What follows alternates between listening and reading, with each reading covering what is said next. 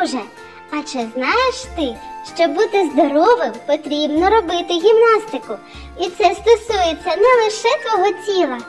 Очі теж потребують захисту, тому давай разом виконаємо гімнастику для оченят. Слідкуй за метеликом, тільки очима.